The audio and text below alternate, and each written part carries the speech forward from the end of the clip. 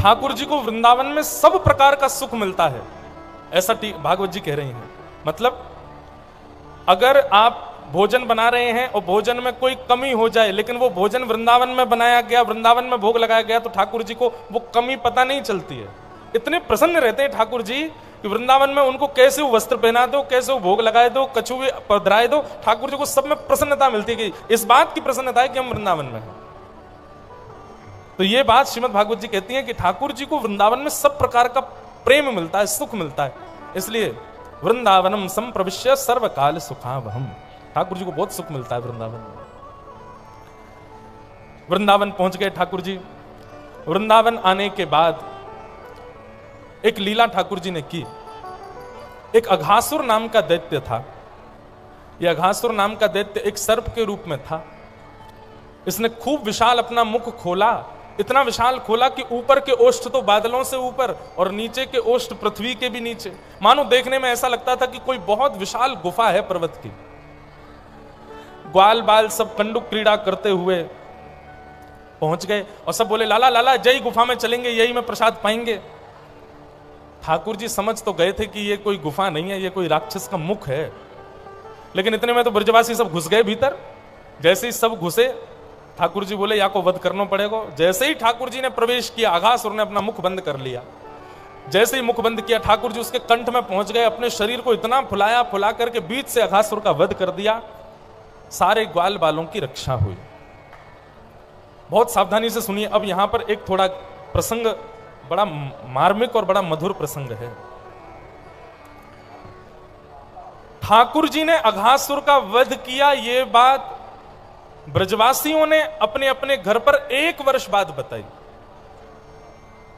1 वर्ष के पश्चात ठाकुर जी ने यह बात कही कि भैया, सब ग्वाल वालों ने यह बात कही कि भैया ठाकुर जी ने अघासुर को वध किया है।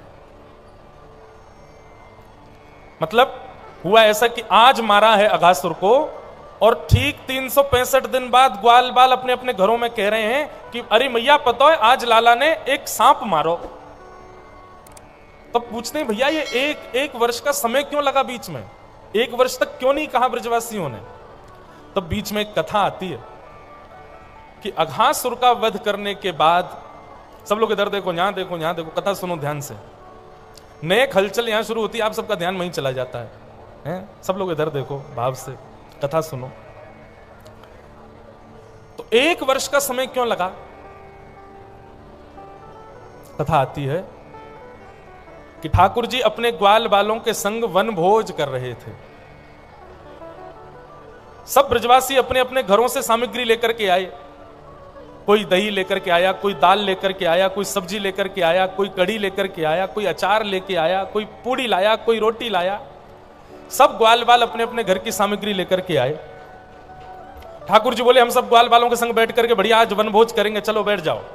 अब यहां पर इतना सुंदर प्रसंग है, सुखदेव जी कहते हैं ग्वाल बालों में होड़ लगी है कि ठाकुर जी किसकी तरफ मुख करके बैठेंगे। ठाकुर जी जिसकी तरफ मुंह करके बैठेंगे समझ जाना उसी से ज्यादा प्रेम करते हैं। ठाकुर जी सबके मन की बात जान गए, बोले यदि मैं किसी एक की तरफ मुंह करके बैठ गया तो दूसरा नाराज हो जाएगा, तब क्या करें। सुखदेव जी वर्णन करते हैं भगवान वन भोज कैसे करते हैं। एक प्रकार से ऐसा कह दूं आज की भाषा में, ठाकुर जी अपनी पिकनिक मनाने गए हैं वन में। ठाकुर जी कैसे जाते हैं वन में, इतना सुंदर वर्णन है। असंख्य ग्वाल बालों के बीच ठाकुर जी कैसे बैठे। विभ्रद वेणुम जठर पटयो श्रांग वेत्रे चकच्छे वामे पाणे मृषण कवलम तत्फलम लांगुलीषु तिष्ठन् मध्ये स्वपन सुहृदो हासयन् निर्मभिस्मे स्वर्गे लोके मिबदिति विभुवे याज्ञभुक् ब्रजलोकान् विभ्रद वेणुम जठर पटयो शांग वेत्रे चकच्छे। बहुत सुंदर बात। केदार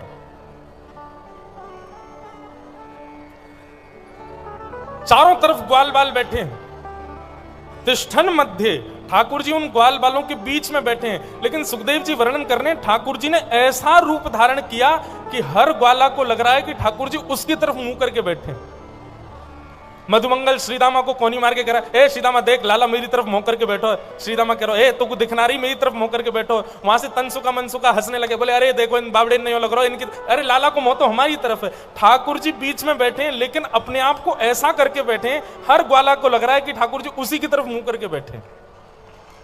और अच्छा, ये तो था ठाकुर जी का ऐश्वर्य। अब ठाकुर जी का प्रेम देखो, ठाकुर जी वनभोज कैसे कर रहे हैं। तो बोले वामे पाणे मृषण कवलम तत्फलम लांगुलीशु। ठाकुर जी ने एक उंगली दे, दो ऐसे उंगलियां खोल करके, यहां आम का अचार, यहां नींबू का अचार, यहां टेंटी का अचार, बीच में चटनी लगा ली है, ये अंगूठा के पास में मिर्च का अचार, और एक हाथ में रोटी का कवल लेकर के ठाकुर जी बैठे हैं। एक बार रोटी खाते हैं, फिर एक अचार चाट लेते हैं, फिर रोटी खाते हैं, फिर किसी ग्वाला से कहते हैं तू अपने घर की सब्जी खवा, फिर रोटी खाते हैं, फिर किसी से कहते हैं तू अपनी दाल खवा, फिर रोटी खाते हैं, फिर कोई अचार चाट लेते हैं। इस प्रकार ठाकुर जी वनभोज कर रहे हैं। अद्भुत। कभी ऐसा करके देखियो, 5 प्रकार के अचार ठाकुर जी हाथों में लेकर के और बीच में चटनी लगा के और ऐसे पाते हैं। ठाकुर जी पा ही रहे थे, इतने में ही ठाकुर जी ने पूछा, अरे भैया ये बात बताओ, तुम सबरे ग्वाल बाल तो यहां बैठे हो, जे मधुमंगल कहां चलोगो। तब श्रीदामा ने कही, बोले लाला मधुमंगल अपने घर से कड़ी लेके आयो है, कहीं तू खाना ले, कहीं हम सब लोग खाना ले, हमारे एकांत में जाके खा रहा है, अकेले में बैठ के खा रहा है, कहीं हमको देनी ना पड़ जाए। ठाकुर जी बोले, या दारी के मैं वही बताऊं। सही ठाकुर जी उठ करके गए, पीछे जाकर के देखा तो वन में मधुमंगल चुपचाप बैठा बैठा कड़ी पा रहा था। ठाकुर जी ने जाके उसका हाथ पकड़ा, ए मधुमंगल क्या कर रहा है, यहां पे सब लोग अपने अपने घर की सामग्री मुंह को पवा रहे हैं, तू चुपचाप एकांत में बैठ करके या कड़ी को पाए रहा है। मधुमंगल बोले, लाला जे तेरे काजे ना है तू मत खावे। ठाकुर जी बोले, क्यों मेरे काजे क्यों ना ला, जल्दी दे मैं भी कड़ी खाऊंगा। मधुमंगल बोलो, लाला 3 दिनासों हमारे घर कछु बनो नहीं है, 3 दिना बासी कड़ी हमारे घर की है, जे खट्टी है गई है, यहां में से दुर्गंध भी आ रही है। अब लाला तू खट्टी कड़ी खावेगो, तेरी आंख मिचिया जाएंगी, तो को अटपटो लगेगो, तो मुंह को बड़े कष्ट होएगो। या हमारे तू माने ना, हमारे में एकांत में बैठ के सबरी कड़ी को चट्ट कर रहा हूं ताकि तो को ना देनी पड़े। ठाकुर जी बोले, तेने तो छुपाई ली, लेकिन फिर भी मुंह को कड़ी खावे को मिले ही गई। मधुमंगल बोलो, क्यों, मैंने तो सबरी कड़ी खा ली, अब तो को कहां से मिलेगी। मधुमंगल का मुखमंडल पकड़ करके ठाकुर जी बोले, अभी तेरे होठन के ऊपर, तेरे गालन पे जल्दी जल्दी खावे में नेक नेक कड़ी लग गई है, मैं यही कुछ चाट लूंगा। और ठाकुर जी ने मधुमंगल का मुख पकड़ा और अपनी जीभ से उसके मुंह को चाट गए ठाकुर जी। अब जैसे ही ठाकुर जी ने मधुमंगल का मुख चाटा, मधुमंगल के तो नेत्रों में आंसू आ गए। लेकिन ब्रह्मा जी को संशय हो गया, बोले राम राम राम राम राम राम, जे भगवान नहीं हो सकते, ये परब्रह्म हो ही नहीं सकते, ये ईश्वर कैसे हो सकते हैं। वो मधुमंगल ग्वारिया है, गैया चराता है, गैया चराने वाले ग्वारिया पूरे दिन पसीने में लथपथ रहता होगा, उसके मुखमंडल को चाट गए, ये परब्रह्म नहीं हो सकता, ये जरूर कोई भैलूपिया है। और ये भैलूपिया बनकर के हम सब 33 कोटि देवताओं को पागल बना रहा है कि मैं परब्रह्म हूं, ये भगवान हो ही नहीं सकते। भगवान तो यज्ञ भोक्ता हैं, वो परम पवित्र रहते हैं, परम शुद्ध होते हैं, उनको यज्ञ की आहुतियां शुद्ध करके दी जाती हैं, उनकी सेवा में स्नान ध्यान करके त्रिकाल संध्या करके जाया जाता है, जनेऊ धारण किया जाता है, शिखा धारण की जाती है, तिलक लगाया जाता है, गुरु प्रसाद लेकर के तब सेवा में प्रवेश किया जाता है। इतनी पवित्रता का ध्यान जिन ठाकुर जी की सेवा में किया जाता है, वो एक ग्वारिया के मुख पर लगी हुई कड़ी चाट रहे हैं, ये परब्रह्म नहीं है। अब बंधुओं एक बात सोचो, कई बार प्रश्न उठता है कि लोग भगवान पर, आजकल के लोग प्रश्न उठाते हैं, कितने गलत लोग हैं, इन लोगों की बुद्धि सुधरनी चाहिए। ठाकुर, अरे भैया जब ब्रह्मा की मति घूम सकती है ठाकुर जी के ऊपर, तो हम मानवों की क्यों नहीं घूमेगी। जब ब्रह्मा की मति विचलित हो सकती है, जिसने पूरे विश्व को बनाया, ऐसे चतुरानन 4 मुख वाले, हमारी तो एक ही बुद्धि है, उनके तो 4 बुद्धियां हैं, 4 बुद्धियों वाले मेधावी ब्रह्मा भी जब ठाकुर जी के ऊपर संशय कर सकते हैं, हम तो मानव हैं।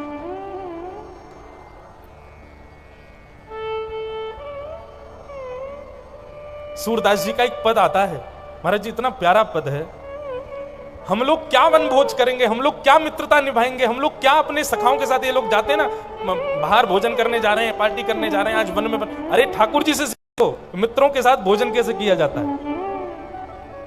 सूरदास जी का पद है, मीठो मदन गोपाल आज दधी, मीठो मदन गोपाल,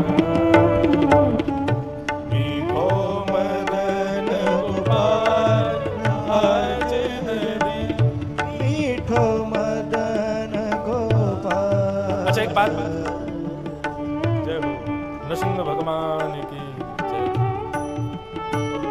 एक बात कहें, हम अपनी कथाओं में भजन कम गाते हैं, पद ज्यादा गाते हैं, पर यहाँ के माहौल की वजह से हम पद नहीं गा रहे थे। मैंने कहा कहीं हमने पद गाए और आप लोग सो गए तो, क्योंकि पद तो धीमी लय में चलते हैं, धीरे धीरे चलते हैं और उसमें बीच बीच में बताना भी पड़ता है।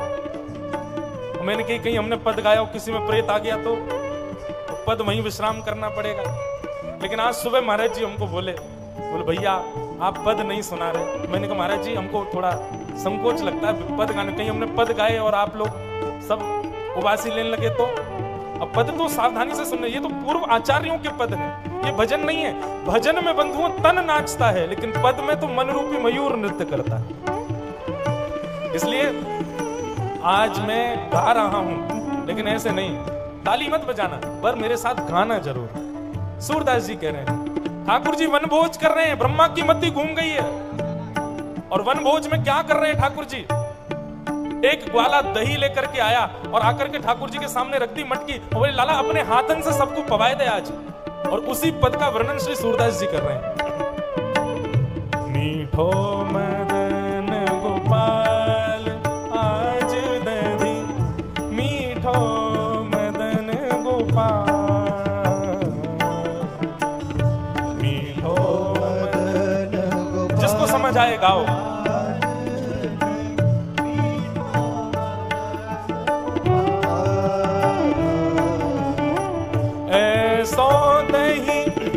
हम कबहू न चाखे, ऐसो दही कबहू न चाखे, ऐसो दही हम कबहू न चाखे, ऐसो दही हम कबहू न चाखे। सुन गोकुल के नाम, सुन महाराज जी ठाकुर जी अपनी गोद में दही की हंडी लेकर के बैठे हैं और सामने से सब ग्वाला आ रहे हैं। ग्वालान के पास दौने नहीं है, ग्वालाओं के पास पात्र नहीं है, तो क्या कर रहे हैं? आसपास के वृक्षों से पत्ते तोड़ तोड़ करके ला रहे हैं। सब लाइन से खड़े हैं और ठाकुर जी अपनी गोद में लिए माखन की दही की मटकी और ऐसे ले में सामने वाले को दें। लेकिन सामने वालों जब तक हाथ आगे करे तब तक ठाकुर जी एक बार बाद दही को चाट लें, पहले अपना भोग लगा दें फिर दें। ऐसे चाट चाट के फिर दे रहे हैं। ग्वाला भी कैसे? जहां से ठाकुर जी ने दही चाटो है वो वही स्थान को ही पहले चाटे, क्योंकि ठाकुर जी को अधरामृत वहां में मिलो है। तब ग्वाला कह रहे हैं ऐसो दही हम कबहू न चाखो, सुन गोकुल के नाथ, हे गोकुल के नाथ ऐसो दही हमने कभी खाया ही नहीं है। क्यों? ठाकुर जी झूठा कर करके दही दे रहे हैं सबको। मीठो मदन गोपाल आज दही, मीठो मदन गोपाल, मीठो मदन गोपाल आज मीठो मदन गोपाल। ठाकुर जी सबको दही बांट रहे थे। इतने में ही बांटते बांटते कई ग्वाल वालों को दही नहीं मिला, पात्र में से खत्म हो गया। जैसे हमारे बागेश्वर महाराज जी के आते ही आप लोग झपट पड़ते हो उन पे, ऐसे ही ठाकुर जी की दही पे सब झपट पड़े, खत्म हो गया। अब पीछे के कछु ग्वाल बाल रह गए, रोने लगे, आंखन में मीड़न लगे, बोले लाला हमको तो दही मिलो ही नहीं, हमको तो खावे को मिलो ही नहीं, सब चट्ट कर गए बाकी के सब, हमें तो कुछ मिलो ही नहीं। आहा, ठाकुर जी ने उन बचे हुए ग्वालाओं के लिए क्या व्यवस्था की? सूरदास जी की वाणी में सुनो। ठाकुर जी, सूरदास जी कहते हैं जो नहीं पायो सुनो मेरे भैया, जो नहीं पायो जो नहीं पायो सुनो मेरे भैया, जो नहीं पायो सुनो मेरे भैया।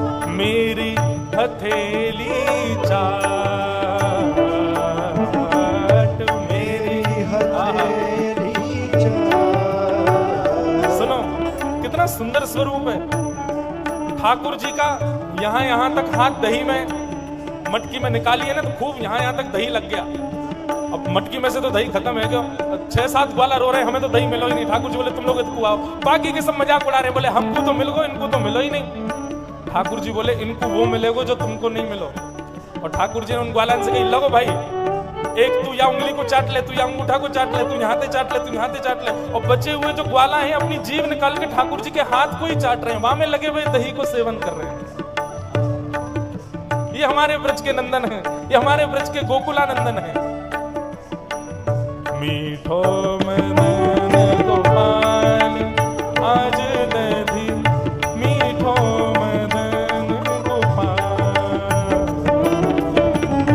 मीठो मदन गोपाल आज, मीठो मदन गोपाल।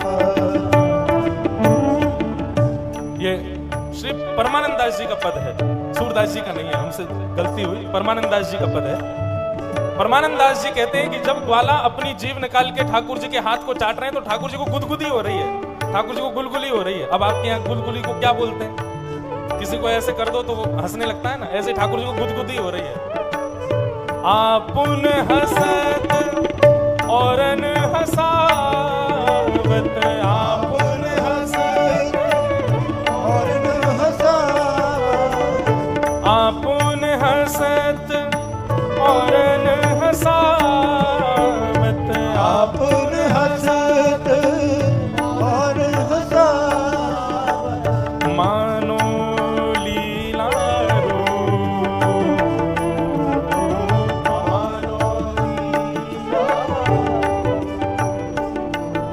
हे परमानंद प्रभु इन जानत हो, परमानंद प्रभु, परमानंद प्रभु इन जानत हो,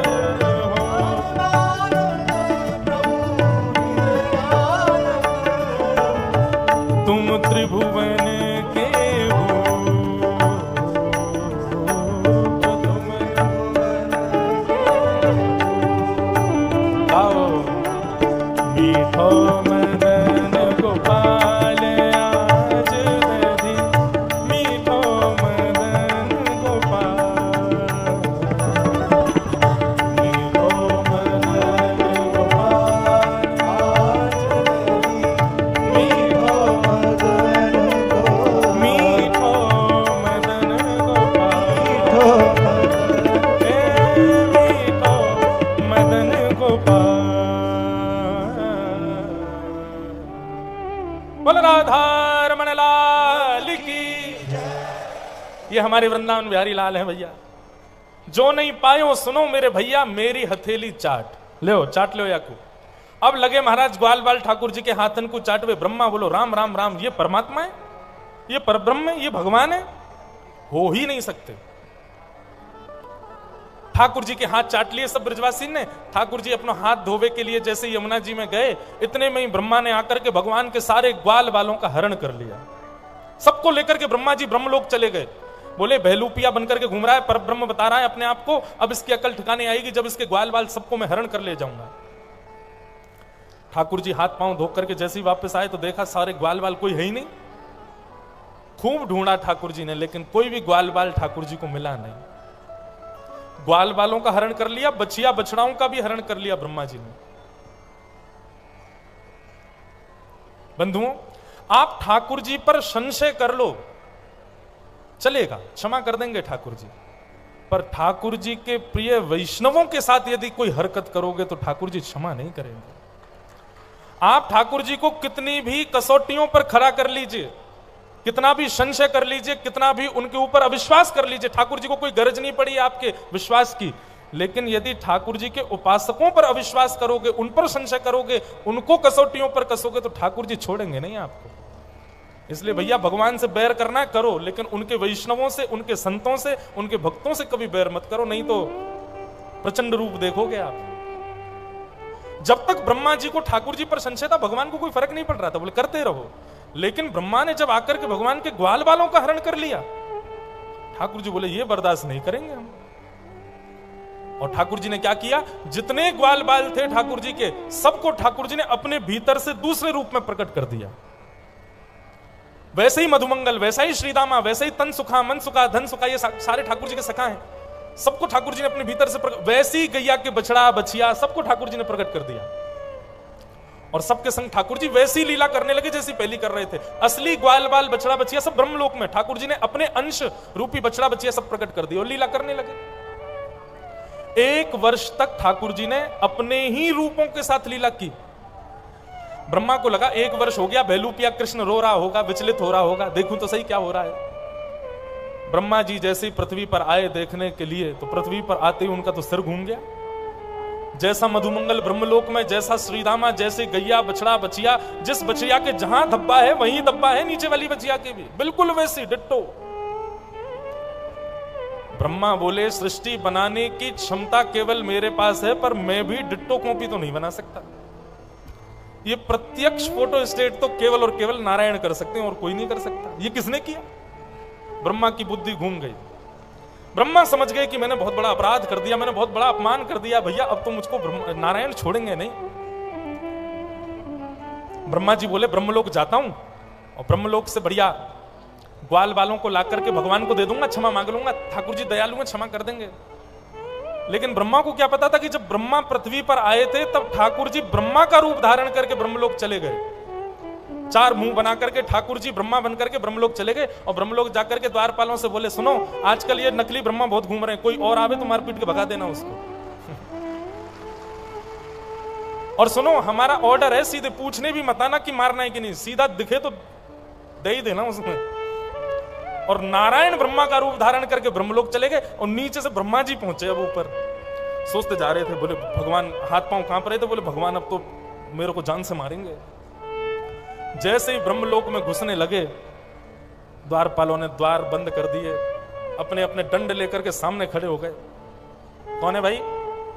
ब्रह्मा जी बोले तुम किससे बात कर रहे हो, तुमको पता है मैं ब्रह्मा हूं, ब्रह्मा को रोक रहे हो, नरक में जाना पड़ेगा तुमको, सब मैं बनाता हूं, पूरी सृष्टि मेरी, मुझसे पूछ रहे हो मैं कौन हूं? द्वारपालों ने उठाए अपने डंडे, बोले भागता है कि बताएं अभी हम? नकली ब्रह्मा, असली ब्रह्मा तो भीतर बैठे हैं, हमारे ब्रह्मा, हमारे गुरु, हमारे अधिपति तो भीतर बैठे, तुम नकली हो। ब्रह्मा जी को सिद्ध करना पड़ रहा है कि मैं असली ब्रह्मा हूं। यह भगवान की सत्ता है। एक प्रसंग आता है महाराज जी हमारे ब्रज की लीला में कि ठाकुर जी और किशोरी जी अंतःपुर में लीला कर रहे थे और ब्रह्मा जी को किसी बहुत गंभीर विषय पर ठाकुर जी से चर्चा करनी थी, अर्जेंट। ब्रह्मा जी सीधे पहुंच गए वृंदावन और वृंदावन में जैसे ही ठाकुर जी के निकुंज में प्रवेश करने लगे तो ललिता विशाखा सखियों ने रोक दिया, बोले ब्रह्मा जी आप भीतर नहीं जा सकते। ब्रह्मा जी बोले तुमको पता है तुम किसको रोक रही हो? मैं ब्रह्मा हूं। ठाकुर जी को अगर पता चल गया ना ब्रह्मा आया है, वो सब छोड़ छाड़ के बाहर आएंगे। ललिता विशाखा बोली अच्छा। बोले हाँ बस एक बार जाके कह दो कि ब्रह्मा आया है, बाहर खड़ा है, वो कितने भी व्यस्तों आ जाएंगे। ललिता विशाखा बोली ठीक है जाके बोलते हैं। भीतर गई ललिता विशाखा, दोनों ने जाकर के कहा, बोले महाराज स्वामी जी, ठाकुर जी बाहर द्वार पर ब्रह्मा आया है। ठाकुर जी बोले कौन सा ब्रह्मा? बोले क्यों? बोले हमारे शरीर में जितने रोए हैं प्रत्येक रोए में करोड़ों ब्रह्मांड है, हर एक ब्रह्मांड में एक ब्रह्मा है, कौन से रोए के कौन से ब्रह्मांड का ब्रह्मा आया पूछ के आओ उससे। ललिता विशाखा बाहर गई, बोले हाँ आपने बोला ठाकुर जी को ब्रह्मा आया है। ललिता विशाखा बोली ठाकुर जी कह रहे हैं हमारे प्रत्येक एक रों के अंदर करोड़ ब्रह्मांड हैं, एक ब्रह्मांड में एक ब्रह्मा है, मतलब 1 करोड़ ब्रह्मांड यदि एक रों में है तो सोच लो पूरे रों में शरीर में कितने ब्रह्मांड होंगे, कितने ब्रह्मा है। आप कौन से वाले ब्रह्मा हो? ब्रह्मा जी को चक्कर आ गए, वहीं गिर गए। बोले मुझे तो लगता था मैं ही मैं हूं, ये तो मुझे आज पता चली कि इतने ब्रह्मा भी होते हैं। तो भैया जो गुमान कर रहे हो अपनी नेक सी किसी क्रिया पर कि हमने ये कर दिया, ठाकुर जी को जरूर पता होगा मेरा नाम। दिखते भी नहीं होंगे हम ठाकुर जी को, नाम की तो बहुत दूर की बात है। लेकिन हां एक बात निश्चित है, जो वैष्णव नित्य संतों को प्रणाम करते हैं, संतों को प्रणाम किसी जबरदस्ती से नहीं, उनके मन में इच्छा होती है कि हम संतों को प्रणाम करें। जो व्यक्ति नित्य ठाकुर जी के तीर्थों का स्मरण करते हैं, जो व्यक्ति नित्य ठाकुर जी की सेवा करते हैं, और सबसे बड़ी बात कथा में जिनकी रुचि है, इस करोड़ों ब्रह्मांड वाले इस पूरे ब्रह्मांड में वो व्यक्ति ठाकुर जी को निश्चित दिखता होगा, उस पर दृष्टि ठाकुर जी की पड़ती है। और ये बात आप ये सोचो कि ये कथाकार हैं इसलिए कथा की बड़ाई ज्यादा कर रहे हैं, नहीं। ये भी अष्ट सखाओं ने एक पद में कहा है, जब अपनों करी जाने गिरधर, जब अपनों करी जाने। ठाकुर जी जब किसी को अपना बना लेते हैं तो क्या होता है? बोले ताको मन भक्तन की सेवा, संत चरण रज सदा लुभाने। ताको मन भक्तन की सेवा, संत चरण रज सदा लुभाने। गिरधर जब अपनों करी जाने, जब संतों की चरण रज शीश से लगाने का आपका हृदय से इच्छा प्रकट हो, तब समझो कि ठाकुर जी ने आपको देखा है, ठाकुर जी आपको देखते हैं। अब ब्रह्मलोक में ब्रह्मा जी को प्रवेश नहीं करने दिया। ब्रह्मा जी कहने लगे, बोले भैया मान लिया मैं नकली ब्रह्मा हूं, मैं हूं ही नहीं ब्रह्मा, बेलूपिया हूं, मैंने मान लिया, स्वीकार कर लिया, लेकिन बस एक बार असली ब्रह्मा का मुझे दर्शन करा दो। द्वारपाल भीतर गए, ठाकुर जी से जाके पूछा, बोले नकली ब्रह्मा खड़ा है द्वार पे। भगवान बोले बुला के लाओ उसको भीतर। और जैसे ही ब्रह्मा जी ने ब्रह्मलोक में प्रवेश किया तो सबको तो ठाकुर जी ब्रह्मा के रूप में दिख रहे थे, लेकिन स्वयं ब्रह्मा को साक्षात शंख चक्र गदा पद्मधारी चतुर्भुज रूप नारायण के रूप में ठाकुर जी दिख रहे थे। दोनों कान पकड़ लिए ब्रह्मा जी ने, आंखों से रोने लगे, नाक रिगड़ने लगे। ठाकुर जी क्षमा कर दो, मुझसे बहुत बड़ी भूल हो गई, बहुत बड़ी गलती हो गई, मुझे क्षमा कर दो ठाकुर जी, मैं आपकी लीला को, आपके रूप पर मैंने संशय किया। ठाकुर जी बोले मुझ पर संशय किया, मुझे कोई दिक्कत नहीं, मेरे ग्वाल बालों का तूने हरण क्यों किया? संशय था तो चतुरानन हो तुम, बुद्धिमान हो तुम, किसी और क्रिया से परख लेते। ग्वाल बालों का हरण कर लिया तुमने, मुझसे गलती हो गई भगवान। भगवान बोले इस गलती की कोई क्षमा नहीं है, और मेरा दंड केवल इतना ही है तुम्हारे लिए ब्रह्मा कि आज के बाद तुमसे कभी रीझ करके मैं बात नहीं करूंगा। जब काम से काम हो बस आ जाना, बाकी मैं तुमसे रीझूंगा, तुमसे प्रसन्न रहूंगा, ऐसा कभी नहीं हो सकता। तुम रहो ब्रह्मलोक में, तुम रहो ब्रह्मा की पदवी पर, मैं तुमसे कभी प्रसन्न नहीं रह सकता। हाँ, तुम्हारा जो दायित्व है, तुम्हारा जो कार्य है वो तुम करो, उसकी आज्ञा मुझसे लो, सब करेंगे, लेकिन तुमसे मैं कभी प्रसन्न नहीं रहूंगा। ब्रह्मा जी बोले मुझे ब्रह्मा की पदवी भी खलती है ऐसे बैठने में कि ठाकुर जी मुझसे कभी प्रसन्न नहीं रहते। इसलिए भैया मैंने कल भी कहा था, आज भी कहूं, ठाकुर जी से कह देना चाहे हमको लाख दंड दे दो, लेकिन हमसे कभी रूठना नहीं, आप हमसे कभी नाराज मत होना ना। और ठाकुर जी की नाराजगी के 10 कारण हैं, जिन जिन लोगों को लगे वो लिख लीजिएगा। ठाकुर जी नाराज होते हैं इन 10 कारणों से। सबसे पहला क्या है? संत निंदा। किसी संत की निंदा अगर आप करते हो, किसी कथा प्रवक्ता की निंदा करते हो, किसी वैष्णव की निंदा करते हो, किसी भक्त की निंदा करते हो, मतलब ठाकुर जी से जो किसी भी रूपेण जुड़ा हुआ है, आप उसकी यदि निंदा करते हो तो ठाकुर जी आपसे रूठ जाएंगे, पहला कारण। दूसरा ठाकुर जी के रूठने का कारण है शिव और हरि में भेद मानना। अगर आप शिव में और हरि में, इनको 10 नामापराध कहा जाता है। नाम जापकों को, वैष्णवों को इन 10 अपराधों से बचना चाहिए। अगर ये 10 अपराध आपके जीवन में एक भी हो गया तो ठाकुर जी आपसे रूठ जाएंगे। इनको 10 नामापराध कहा गया, परंतु मैं इनको इसमें भी घटूंगा कि ये आप नाम न जपने वाला व्यक्ति भी करेगा तो भी ठाकुर जी रूठ जाएंगे। तो पहला, संत निंदा। कभी भी बंधुओं स्वप्न में भी किसी संत की निंदा मत करो। दूसरा, श्री हरि और श्री शिव में भेद मानना। मानस जी में कहते हैं, शिव द्रोही मम दास कहावा, सोनर सपन्यू मोह न पावा। यदि कोई अपने आप को शंकर जी का दास कहता है, यदि कोई अपने आप को राम जी का दास कहता है, अपने आप को श्री कृष्ण भक्त कहता है, लेकिन शंकर जी में उसकी ज्यादा रुचि नहीं है, या रुचि ना भी हो तो शंकर जी का अपमान सा कर देता, उनको देवतुल्य नहीं मानता, उनको हरि तुल्य नहीं मानता, निश्चित है ऐसे व्यक्ति से ठाकुर जी कभी प्रसन्न नहीं रह सकते। बंधुओं, देवताओं में कभी भेद मत मानो, ये सब ठाकुर जी की ही लीला विलास है।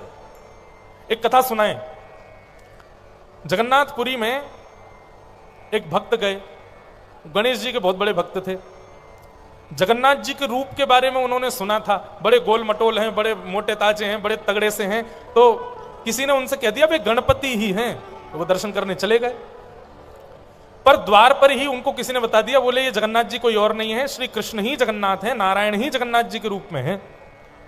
अब तो जैसे ही उसने सुना कि नारायण श्री कृष्ण जगन्नाथ जी के रूप में, वो तो रोने लगा, अपना सिर पीटने लगा, बोले राम राम राम, ये अन्याश्रय हो गया, मैं तो गणेश जी के अलावा किसी को पूजता ही नहीं हूं, अब मैं जगन्नाथपुरी आ गया, इतना दूर आ गया, अब मुझको नारायण के दर्शन करने पड़ेंगे। अब तो वो रोने लगा। उसकी इस अन्याश्रय पर ठाकुर जी इतने रीझ गए, बताओ अपने इष्ट से कितना प्रेम करता है कि उनके अलावा किसी को देखना नहीं चाहता। ठाकुर जी एक बालक का रूप धारण करके ब्राह्मण उसके पास गए और कहा, बोले अरे तुमको किसी ने पागल बना दिया, जगन्नाथ जी नारायण नहीं है, जगन्नाथ जी कृष्ण नहीं है, वो गणेश जी ही हैं, चलो जाओ दर्शन कर लो। तो उसने कहा, बोले मैं तुम्हारी बात नहीं मानूंगा, मैं पहले हाथ से छू के देखूंगा, यदि उनकी सूंड हुई, उनके कान हुए, उनका लंबोदर हुआ, तब मैं दर्शन करूंगा। बोले हाँ ठीक है, तुम ऐसे ही कर लो। आंख पर पट्टी बांध करके गया। बंधु, अब तो गर्भगृह में प्रवेश करना बंद कर दिया जगन्नाथपुरी में, लेकिन हमारे समय मैं भी गया हूं गर्भगृह में, जगन्नाथ जी को ऐसे गले से लगाया है। पहले नियम था, हर दर्शनार्थी जाता था। अगर यहां बैठे संत भी कभी आज से 10-5 साल पहले गए हों जगन्नाथपुरी, तो सबने हृदय से लगाया होगा जगन्नाथ जी को। हर वैष्णव को अधिकार था, भीतर जाओ, जगन्नाथ जी को गले से लगाओ, तब बाहर आओ। अब बंद कर दिया है, अब प्रवेश वर्जित है। अब वो वैष्णव गया भीतर, आंख पर पट्टी बांध करके पुजारियों से कहने लगा, कहां है जगन्नाथ जी? बोले सामने ही है। उसने हाथ जैसे ही नाक पर लगाया तो महाराज लंबी सूंड उसको हाथ में अनुभव होने लगे। अरे अरे ये तो सूंड है, लेकिन ऐसे नहीं, कान भी देखूंगा। कान के पास में देखे तो बड़े बड़े कान उसके हाथ में स्पर्श में आने लगे। पेट पर हाथ रखा तो लंबोदर बड़ा सा पेट। उसने कहा अरे ये तो गणेश जी हैं। तुरंत उसने अपनी पट्टी खोली और जैसे ही नेत्र खोले तो गणेश जी नहीं, जगन्नाथ जी थे। सूंड वूंड कुछ थी नहीं उनकी। अब तो वो नेत्र बंद करे, राम राम राम राम, कितना मायावी देवता है। आंख बंद करके छूता हूं तो सूंड दिखाता है, आंख खोल के देखो तो इसके कुछ है ही नहीं।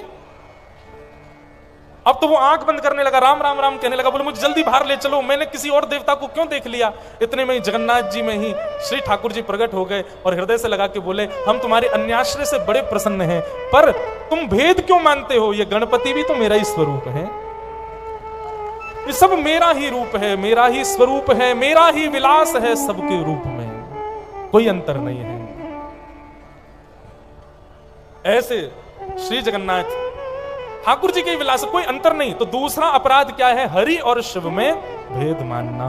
महाराज की ऐसी रूखी जय नहीं, जोर से बागेश्वर धाम बालाजी महाराज की, बाल कृष्ण लाल की जय जय श्री।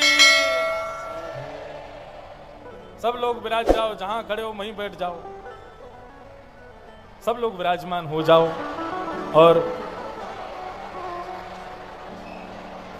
बड़े आनंद की बात है, आज हमारे मध्य जिन्होंने वृंदावन रस को खूब जन जन तक पहुंचाया है, ऐसे व्यास जी श्री अनिरुद्धाचार्य जी महाराज पधारे हैं। मेवाड़ के राजकुमार श्री राजा जी वहां के पधारे हैं इस बुंदेलखंड महाकुंभ में। परमा आनंद का विषय है। अब कथा आप सब लोग जहां खड़े हो वहीं बैठ जाओ, जो नहीं बैठेगा उसको अपने बगल वाले की सौगंध है, बैठ जाओ, सब लोग बैठो।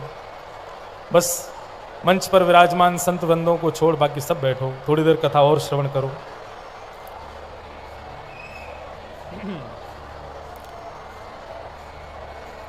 भगवत अप्रसन्नता के 10 कारण हैं जिनके विषय में हम चर्चा कर रहे थे, जिनमें प्रथम कारण है संत निंदा।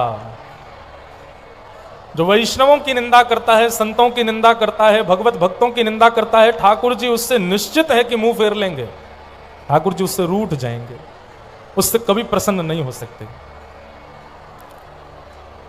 भगवत अपराध का दूसरा स्वरूप है हरि और शिव में भेद मानना। शिव द्रोही ममदास कहावा, सो नर सपने हूं मोहे ना पावा। कोई यदि शिव से द्रोह करता है, स्वप्न में भी ठाकुर जी का दर्शन नहीं कर सकता। राम जी की खूब उपासना करते हैं, हमारे वृंदावन बिहारी लाल जी की खूब उपासना करते हैं, लेकिन महादेव की उपासना यदि आप नहीं करते हैं, महादेव को वंदन नहीं करते हैं, तो निश्चित है कि ठाकुर जी आपको कभी नहीं मिलेंगे। हम एक बात कहते हैं महाराज जी कथा में, आप भी कभी एक बार करके देखिएगा। आप लोग कभी महाकाल जाइए, काशी विश्वनाथ जाइए, बागेश्वर महादेव का दर्शन करने जाइए, सब लोग मुख से कहते हैं ओम नमः शिवाय। अधिकतर शिवालय में जाने वाले लोग कहते हैं ओम नमः शिवाय, ओम नमः शिवाय, ओम नमः शिवाय, बम बम बोले, आदि आदि सब भाव कहते हैं। हमारी कई एक बात मानिएगा, कभी महादेव के दर्शन करने जाओ कहीं भी शिवालय में, एक बार शंकर जी के सन्मुख जाकर के भाव से कहना श्री राधा वल्लभ लाल की। और ये हम ऐसे ही नहीं बोल रहे हैं, बिल्कुल इस बात का तर्क है कि महादेव प्रसन्न हो जाएंगे आपसे जैसे कहोगे राधा वल्लभ लाल की जय। क्यों? आप सबके घर में, आप सबके निज सेवा के ठाकुर जी विराजमान हैं। किसी के घर में लड्डू गोपाल हैं, किसी के घर में युगल सरकार हैं, हमारे गिरधर लाल हैं। ऐसे ही महाराज जी देवादिदेव महादेव के स्वयं के निज सेवा के ठाकुर जी हैं वृंदावन के श्री राधा वल्लभ लाल।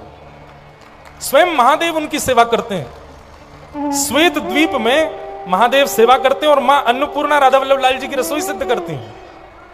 वही राधा वल्लभ लाल एक आत्मदेव नाम के ब्राह्मण की तपस्या से प्रकट हुए और प्रकट होकर के फिर हितरवंश महाप्रभु के द्वारा वृंदावन में विराजमान किए गए, वृंदावन में विद्यमान हुए। तो जो ये 10 अपराध हैं जिनसे आपको बचना है,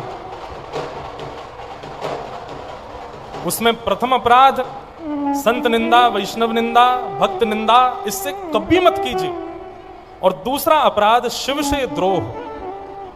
शिव भक्त हरि से द्रोह ना करें और हरि भक्त शिव से द्रोह ना करें, नहीं तो उनकी साधना व्यर्थ हो जाएगी। बल्कि यदि कोई वृंदावन बिहारी लाल का उपासक हो तो शिवालय में जाओ और शिवालय में जाकर के श्री राधा श्री राधा श्री राधा श्री कृष्ण कृष्ण कृष्ण कृष्ण नाम को उच्चारण करो। महादेव जल्दी प्रसन्न होंगे, उनके निज ठाकुर जी हैं। तो ये दूसरा अपराध है, इससे बचिएगा। कभी भी शिव उपासक हरि से द्रोह ना करें और हरि उपासक शिव से द्रोह ना करें, नापातोली ना करें, सम है, समान है। तीसरा, भगवत विमुख होने का तीसरा कारण जो अपराध बनता है वो गुरु आज्ञा की अवहेलना। ये 10 अपराधों में तीसरा अपराध है कि यदि आप अपनी गुरु आज्ञा की अवहेलना करते हैं, गुरु आज्ञा को नहीं मानते हैं, गुरु आज्ञा के विपरीत कोई क्रिया करते हैं, ठाकुर जी आपसे मुंह फेर लेंगे, ठाकुर जी आपसे प्रसन्न नहीं रह सकते। आज्ञा गुरुणाम अविचारणीयाम। गुरु की आज्ञा कैसे माननी चाहिए? बोले विचार ही मत करो, बुद्धि लगाने का विषय ही नहीं है। गुरु की आज्ञा में बुद्धि नहीं, मन लगाइए। बुद्धि लगाओगे, तर्क लगाओगे, कुतर्क लगाओगे तो इससे अच्छा तो कंठी उतार दीजिए। आप शिष्य बनने लायक नहीं है। गुरु आज्ञा कैसी हो कि गुरुदेव ने आज्ञा कर दी कि भैया अभी इसी वक्त झांसी चले जाओ, तो अगला प्रश्न ये नहीं होना चाहिए कि झांसी में करें क्या, जाएं कहां। गुरु आज्ञा है तो तुरंत चले जाओ। इतनी आज्ञा के प्रति आपकी दृढ़ता गुरु के लिए होनी चाहिए। हमारे ब्रजमंडल के अष्ट सखाओं में श्री सूरदास जी महाराज, उनके पास नेत्र नहीं थे। हम लोगों के पास 2 नेत्र तो भगवान ने दिए, 2 हम ऊपर से और चढ़ा लेते हैं, फिर भी ठाकुर जी नहीं देख पाते। सूरदास जी के पास तो वास्तविक नेत्र ही नहीं थे, फिर भी ठाकुर जी के रूप का वर्णन करते थे। सूरदास, प्रसिद्ध कथा है, सूरदास जी रोज बता देते, आज ठाकुर जी ने पीतांबरी पहनी, आज ठाकुर जी ने लीलांबरी पहनी, आज ठाकुर जी ने मोतियों की माला, आज ठाकुर जी ने स्वर्ण का श्रृंगार किया। और जैसा सूरदास जी बोलते ठाकुर जी का श्रृंगार वैसा ही होता था। सब आश्चर्य करते, इन पे आंख नहीं है, कैसे पता चल जाता है। एक दिन गुसाई जी ने कही, बोले कि ये ना ये तुक्का मारते हैं, आज हम ठाकुर जी को वस्त्र ही नहीं पहनाएंगे, निर्वस्त्र खड़ा करेंगे, तब देखें ये क्या बोलेंगे।